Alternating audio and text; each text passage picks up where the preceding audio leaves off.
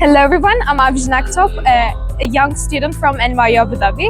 I am also the winner of the Earth Prize 2023 with Team Delavo, which developed a water microfiltration system for reusing the dirty water from washing machines.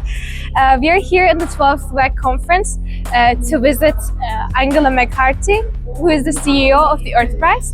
Earth Prize is Earth Prize competition is a competition for enabling young students to incentivize them to develop young sustainable sustainable projects.